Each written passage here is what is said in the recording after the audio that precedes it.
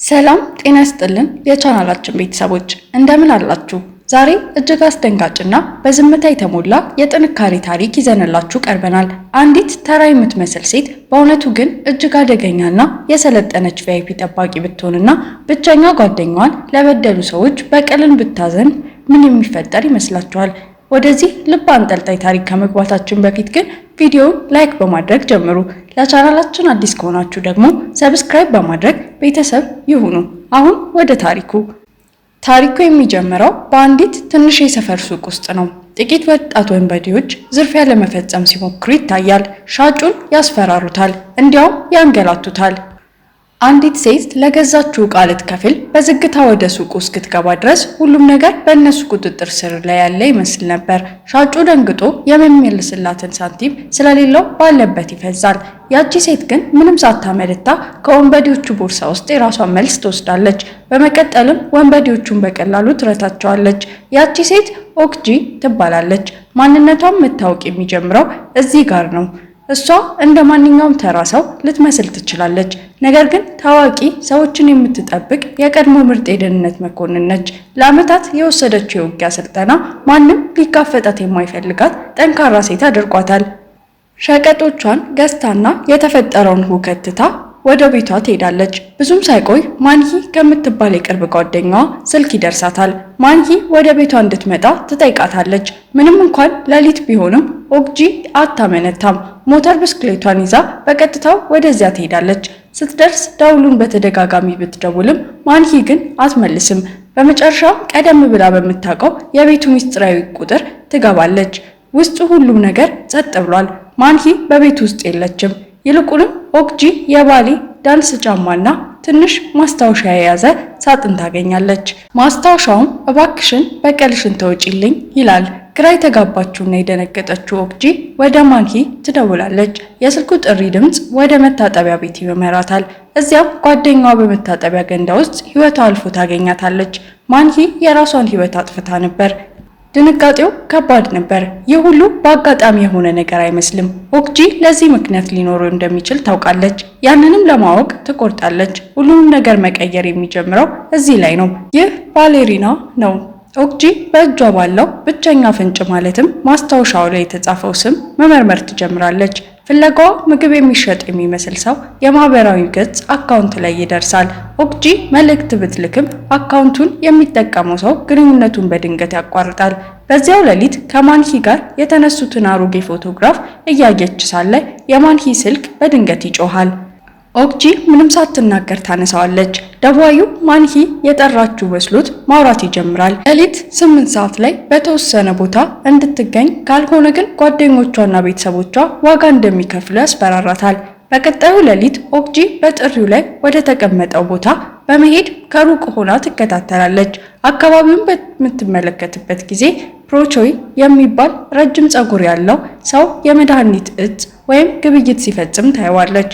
እሱ አካባቢውን ለቆ ሲወጣ በዝግታ ተከትለው ወደ ቤቱ ትሄዳለች። እስከ ጠዋት ድረስ ቤቱን ስትከታተል ታድራለች። ፕሮቾይ ከቤት እንደወጣ ኦክጂ ወደ ቤቱ ትገባለች። ቀደም ብላ ባዘጋጀቻቸው መሳሪያዎች ድምፅ የሚቀዱ መሳሪያዎችን በቤት ውስጥ ትተክላለች። በቤት ውስጥ በጥልቀት ስትፈልግ አንድ ቁም ሳጥን ትከፍታለች። ውስጥ ለሰዎች መበዝበዣነት የሚውሉ አስነዋሪ ዕቃዎችና በርካታ ፍላሽ ድራይቨሮችን ታገኛለች። አንዱ ፍላሽ ላይ ባሌሪና የሚል ጽሑፍ አለበት። ቪዲዮውን ስታየው የፈራችው ነገር እውነት ሆኖ ታገኘዋለች። ቪዲዮ ማንሂ ጭንብል ባደረገ ሰው ስትበደል ያሳያል። ያ ሰው ፕሮቾይ ነው። በዚያ ቅስፈት ሁሉም ነገር ግልጽ ይሆንላታል። የማንሂ ማስታወሻ ዝም ብሎ መልእክት ሳይሆን የፍትህ ጥሪ ነው። ሐዘንና ቁጣ ኦክጂን ይወራታል። ብቸኛው ጓደኛዋን መጠበቅ ባለመቻሏ ትቆጫለች። አሁን ግን ምን ማድረግ እንዳለባት በትክክል ታውቃለች። በቀሏን ማቀድ ትጀምራለች። በቤቱ ውስጥ ባስቀመጠችው የስለላ መሳሪያ አማካኝነት ፕሮቾይ በሚቀጥለው ሌሊት ሄቨን በሚባል የምሽት ክለብ ውስጥ አዲስ ሰለባ ለማግኘት ማቀዱን ትረዳለች። ስለዚህ ኦክጁ ቀድማ እዚያ በመሄድ ትጠብቀዋለች። መንገዳቸው ሲገናኝ እንደ ሰለባ በመምሰል ወደ ወጥመዱ ታስገባዋለች። ፕሮቾይ ሁልጊዜ ጥቃት ወደሚደርስበት ሆቴል ይወስዳታል። የሆቴሉ ሰራተኞችም ከሱ ጋር የሚሰሩ ናቸው። ክፍል ውስጥ ገብቶ ጭንብሉን ያደርጋል፣ ካሜራውንም ያዘጋጃል። ኦክጁ የሰከረች በመምሰል ትክክለኛውን ቅጽበት ትጠብቃለች። እቅዱን ሊጀምር ሲል በድንገት ጥቃት ትሰነዝራለች። ውጊያው በጣም ከባድ ነበር። ፕሮቾይ ከሚታየው በላይ ጠንካራ ውጊያ የሚያውቅ ቢሆንም ኦክጁ ግን ምንም እድል አትሰጠውም። በቢላዋ አፉን ስትቆርጠው ውጊያው ይበልጥ ይከፋል። ልትጨርሰው ስትል የሆቴሉ ጠባቂ በድንገት ገብቶ ይተኩስባታል። ጥይቱን አምልጣ ከክፍሉ ትወጣለች። ነገር ግን ሌላ ጠባቂ በውጪ በቼንሶ ይጠብቃታል። ነገሮች መጥፎ በሆኑበት ቅጽበት የትምህርት ቤት ዩኒፎርም የለበሰች ወጣት ልጅ በሩን ትከፍታለች። በዚህም ጠባቂው ይደናቀፍና በራሱ መሳሪያ እግሩን ያጣል። ጊዜ ሳታጠፋ ወጣቷ ልጅ የኦክጁን እጅ ይዛ ትሮጣለች። ከሆቴሉ አምልጠው በራሱ በፕሮቾይ ላምበርጊኒ መኪና ይሸሻሉ። ካመለጡ በኋላ ኦክጁን ወጣቷ ልጅ ትንሽ ምግብ ቤት አልፎ ይተነፍሳሉ። እዚያ ጋር ነው እውነቱ የሚወጣው። ወጣቷ ልጅ በፕሮቾይ ተገዳ በብዝበዛ ውስጥ እንደነበረችና እምቢ ካለች ቪዲዮውን እንደሚለቅባት አስፈራርቶት እንደነበር ትገልጻለች። ለመታገልና ይህንን ሁሉ ለማቆም ትፈልግ እንደነበር ነገር ግን አቁሞም ሆነ ችሎታው እንዳልነበራት ትናገራለች። ማድረግ የምትችለው ብቸኛው ነገር እንደ ኦክጁ ያለ ሰው እንዲመጣ መመኘት ብቻ ነበር። እነሱ እያረፉ ሳለ በሌላ በኩል ነገሮች ይቀየራሉ። በቀጣዩ ቀን ፕሮቾይ ከወንበዴ ቡድን መሪና ከሰዎቹ ጋር ይገናኛል። ለደረሰበት ጉዳት ይልቅ ወቀሳ ይደርሰዋል። የመድኃኒት አከፋፋይነቱን ትቶ እንዲህ ያለ ቪዲዮ በመቅረጹ መሪው ተቆጥቶታል። ያጠቃቻትን ሴት እንዲይዝ የ3 ቀናት ጊዜ ይሰጠዋል። መንቀሳቀስ እስኪችል ካገገመ በኋላ ፕሮቾይ የሚያውቀውን ሚዩንግ ሺክ የተባለ ፋርማሲስት ያገኘዋል። ኦክጂን በ2 ቀን ውስጥ እንዲገድል የ100 ሚሊዮን ውን ቃል ይገባለታል። ሚዮንግ ቺክ ተዋጊም ሆነ ገዳይ ባይሆንም ገንዘቡ እንዲሞክረው ያደርገዋል። ይህ በእንዲህ እንዳለ ኦክጂን ቀድሞ የግል ጠባቂ በነበረችበት ጊዜ አብራት ይሰራ የነበረውን ሰው ትፈልገዋለች። ጓደኛዋ ወደ ስራዋ መመለስ የፈለገች ይመስለዋል። ነገር ግን ኦክጂ ህገወጥ የጦር መሳሪያ አከፋፋዮችን መረጃ እንዲሰጣት ትጠይቀዋለች። ምክንያቷን ትገልጻለች። በደረሰባት ስቃይ ለሞተችው ጓደኛዋ በቀል መሆኑን የሚነጋገሩት ሌላ ነገር የለም። ተልዕኮ የግል ነው። ኦክጂና ወጣቷ ልጅ የጦር መሳሪያ ሻጮቹን ያገኛሉ። ሻጮቹ አሮጌ የሚመስሉ መሳሪያዎችን የሚሸጡ አረጋውያን ጥንዶች ናቸው። ምንም እንኳን መሳሪያዎቹ ቢያረጁም በጣም ገዳይና ኃይለኛ ናቸው።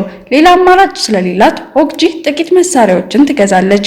ከነዚህ መካከል እሳት የሚተፋ መሳሪያ ይገኝበታል። ወደ ቤት ተመልሳ መሳሪያዎቹ እንዳይበላሹ በደንብ ታጸዳቸዋለች። ከጨረሰች በኋላ ምግብ ልትገዛ ወደ ሱቅ ትወጣለች። ስትመለስ ግን ሁሉም ነገር ተበላሽቷል። ፕሮቾይና ሚዩንግ ቺክ ቤት ውስጥ ተደብቀው ይጠብቋታል። ወዲያውኑ ጥቃት ይሰነዝራሉ። ኦክጁ ማምለጥ ብትችልም ወጣቷ ልጅ ግን እድለኛ አልነበረችም። ፕሮቾይ ይዟት ይሄዳል። የቡድኑ እጽ ማምረቻ ወደ ሆነው የፈረስ ማደሪያ ይወስዳታል። ፕሮቾይ ለራሱ ሲል ለመሪው ይዋሻል። ኦክጂን ገድሎ ተራራ ላይ እንደቀበራት ይናገራል። እኛ ግን እውነቱ ይህ እንዳልሆነ እናውቃለን። ኦክጁ በመስኮቱ ዘላ አምልጣ ነበር። መሪው ሰምቶ ሌላ ትዕዛዝ ይሰጣል። ኦክጁ ከሞተች ወጣቷም ልጅ መጥፋት አለባት። ምስክር አደገኛ ስለሆነ መሪው ምንም አይነት ፍንጭ እንዲቀር አይፈልግም። ኦክጁ ግን መደበቁንና መጠበቁን አቁማለች። ውስጧ ያለው ቁጣ ወደ ዓላማ ተቀይሯል። ከፕሮቾይ ጋር ግንኙነት ያላቸው ሁሉ በማደን በቀላሉ ትጀምራለች።